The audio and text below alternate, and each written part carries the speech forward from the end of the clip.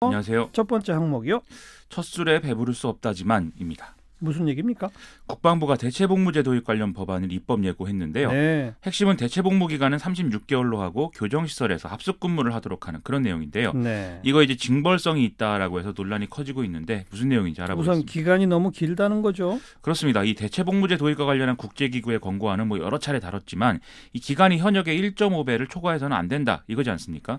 근데 정부안은 지금 2배로 돼 있다는 거죠. 예. 물론 2배 기간으로 정하고 있는 나라가 없는 건 아닙니다. 프랑스, 폴란드, 벨라루스 이런 경우도 이제 2배로 정해놓고 있는데 이걸 절대적인 기간을 비교하면 또 차이가 커지는 거거든요. 현역 복무 기간을 따지면 프랑스는 10개월, 폴란드는 9개월에 불과하기 때문에 네. 우려하는 차이가 있다는 거죠. 예. 유일하게 벨라루스만 현역 18개월이어서 이 우리나라랑 같은 수준이다 이렇게 볼 수가 있겠습니다. 그 기간이 문제고 또 하나는 교정시설, 이게 교도소잖아요. 그렇죠. 이것도 논란거리죠. 이 교도소고 출퇴근이 아닌 이제 합숙으로만 한다. 이 점이 이제 논란이 되고 있는 건데요. 국방부는 이것에 대해서 이 복무 강도에서 현역과 비슷하거나 더 높은 수준을 유지하기 위해서 이렇게 할 수밖에 없다.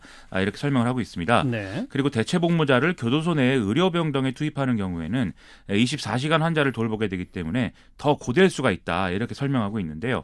여기다가 이제 대체복무 대상자를 결정하는 심사위를 국방부 산하에 또 설치하도록 했기 때문에 이것도 논란이 되고 있습니다. 네. 당장 시민단체 등의 반발이 좀 우려되네요. 오늘 국방부 앞에서 국제 엠네스티, 군인권센터, 참여연대 등이 기자회견을 열고 정부안을 규탄을 했는데요. 이들은 정부안이 헌법재판소와 대법원 판결에 정면으로 반하는 비합리적이고 반인권적인 아니다 이렇게 비판을 하고 있습니다. 네. 좀 이런 반발은 예정된 수순이었다 이렇게 볼 수가 있겠는데요. 주목할 것은 인권위가 또 따로 입장을 냈다 이 점이겠죠. 어떤 입장을 냈어요, 인권위가? 오늘 최영애 인권위원장 명의 성명에서 이 대체복무제 도입안이 헌법재판소 결정 취지 그리고 국제인권 기준을 충분히 반영하지 못하고 있어서 우려된다 이렇게 얘기를 하고 있습니다. 예. 그러면서 인권위는 그동안 대체복무자를 독립된 기관에서 심사하고 복무기간은 국제기준을 준수하고 또 복무 내용도 사회의 평화와 안녕, 질서유지 및 인간보호를 위한 봉사와 희생정신을 필요로 하는 영역으로 하도록 권고해왔다 이렇게 강조를 했는데요. 네. 그런데 정부와는 이것에 미치지 못하는 것이고 따라서 국제사회의 비판을 피할 수가 없을 것이다 이렇게 평가를 하고 있습니다. 네. 근데 이건 지금 정부 안을 입법 예고한 거지. 어차피 법률을 바꿔야 되니까 국회에서 논의를 해야 되잖아요. 그렇죠. 국회가 정부안을 수정할 수도 있는 거 아닐까요? 그런 가능성도 있겠죠. 그런데 지금 자유한국당하고 바른미래당 등의 이제 보수 정당들은 입장이 또 확고한 거 아니겠습니까? 그리고 이제 정의당 등은 좀 의석수가 적은 상황이기 때문에 결국 정부안 수정은 더불어민주당에 달렸다 이렇게 봐야 되겠죠. 예. 하지만 현재로서는 좀 쉽지 않아 보이는 게 사실인데요. 다른 처리해야 될 현안들이 쌓여 있다 이 점도 이제 그렇게 볼 수가 있겠지만 아무래도 최근에 불거진 20대 남성 지지율 하락 이런 이제 정치적인 이슈가 있기 때문에 좀 부담을 느낄 수밖에 없는 상황인 것 같습니다. 이 대체복무제 도입 논의 자체가 20대 남성 지지율 하락의 원인 중 하나다 이런 거죠? 표창원 의원이 이제 그런 진단을 했었는데요. 요즘에 이제 여당 주변에서 내년 전망할 때 나오는 단골 주제가 또 20대 남성 지지율 얘기 아니겠습니까? 그런데 대체복무제 도입의 경우에는 이 정부가 추진했다 이렇게 보기보다는 법 적용 과정에 이제 불가피성이 있었던 것이기 때문에 감수해야 될 부분이 좀 있는 것 같습니다.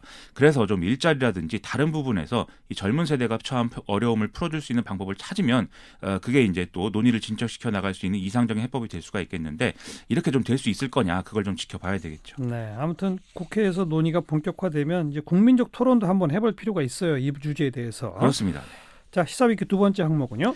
돌아온 긴급 재정 명령권입니다. 오늘 나경원 원내대표가 얘기한 거죠? 그렇습니다. 자유한국당이 경제 비상상황 선언 회의를 열었는데요. 이 자리에서 나경원 원내대표가 이 정부의 소득주도 성장이 경제 현장을 휩쓸고 있고 특히 최저임금 인상을 지금 시장이 수용할 수 없는 상태다라면서 대통령이 긴급 재정 명령권을 통해서 이 전체적인 경제 기조를 재검토해야 된다 이렇게 주장을 했습니다. 네. 이 같은 자리에 참석한 소상공인연합회 회장도 긴급 명령권을 발동을 해서 최저임금 적용 시기를 유예해달라 이런 요구를 또 하기도 했습니다. 긴급 재정 명령권이 뭐예요? 헌법에 이제 대통령이 국가와 공공의 안전과 질서를 긴급히 유지해야 되는 경우에 그리고 국회에 집회를 기다릴 여유가 없을 때 법률의 효력을 가지는 명령을 선언할 수 있다 이렇게 되어 있는데요. 이 중에 이제 재정이나 경제와 관련해서 규정해 놓은 거를 긴급 경제 재정 명령권 이렇게 부르고 있습니다. 과거 김영삼 정권 때 금융실명제가 이 긴급 경제 명령권을 통해서 실시된 거죠? 그렇습니다. 이 전까지는 이제 긴급 명령이라는 이름으로 이제 다른 분야에 관한 사안하고 같이 선언되는 그런 상황이었는데 이 1993년 금융실명제 때 긴급 재정 경제 명령이라는 명목으로 처음으로 이제 선언이 됐습니다. 예. 금융실명제 자체는 1982년 장영자 사건이라든지 이런 사건들을 통해서 필요성이 이미 제기가 됐었는데 뭐 국회에서 관련 법률을 통과시키기 위해서 논의하는 과정에서 이 핵심이라고 볼 수 있는 금융거래 이제 실명 이 의무화 이런 것들이 빠지는 등의 이제 일이 있었기 때문에 네. 사실상 실시가 계속 유예돼 왔거든요. 김영삼 정권 때도 정치권에 이것에 대해서 반발하는 사람이 많아서 과연 금융실명제 가능하겠느냐 이런 회의론이 많았었는데 네. 집권 1년 차에 이제 긴급재정경쟁 명령을 통해서 관철을 했던 거죠. 네. 어쨌든 나경원 원내대표가 대통령 긴급재정명령권 내려라라고 하는 주장에 대해서 더불어민주당은 뭐라고 말합니까? 상당히 강한 톤으로 반발을 했는데요. 나경원 원내대표의 주장은 어처구니 없는 발언이다라면서 세상 사람들을 속여 정신을 홀리고 세상을 어지럽히는 혹세무민을 멈춰라 이렇게 얘기를 하고 있습니다. 더불어민주당은 또 지금 문제가 되고 있는 정부의 최저임금 시행령 개정은 1953년 근로기준법 제정 이래 60년 넘게 지속된 이 유급휴일 제도를 명시하는 것뿐이고 이걸로 뭐 달라지는 것도 없고 기업의 추가 부담도 없다라고 하면서 자유한국당의 주장은 정치 공세이다 이렇게 얘기를 하고 있습니다. 네. 그러니까 뭐 긴급 재정 명령이니 뭐 이런 걸 고려할 만한 사안은 전혀 아니다는 거고. 그렇습니다. 그럼에도 정부도 나름 최저임금에 대해서는 제도 개편은 지금 논의하고 있잖아요. 그렇습니다. 어제도 이제 홍당기 경제부총리가 기획재정부 출입기자들하고 만찬을 가진 자리에서 이 얘기를 했는데요. 이 최저임금 결정구조 이원화를 굉장히 강력하게 얘기를 하고 있습니다. 한번 설명해 드린 적이 있는데요. 최저임금 이내에 구간 설정위, 결정위 이렇게 두 가지 기구를 설치를 하고 구간 설정위에서 먼저 전체적인 인상 구간을 정하면 이 결정위가 이 구간 내에서 구체적인 최저임금액을 결정하는 이런 시스템을 도입하겠다는 것이죠. 예. 그래서 내년 1월 말까지 구체안을 마련을 하고 2월에 입법 절차를 거치면 2020년 최저임금은 이제 이틀로 할 수가 있다. 이 얘기를 지금 하고 있습니다. 구간 설정위원회와 결정위원회로서의 이원화. 그렇습니다. 네. 네, 뭐 최저임금도 그렇고 근로시간 단축도 그렇고 경기가 좀 좋아지면 많은 게 좀 연착륙 할 수 있을 텐데요. 그렇죠.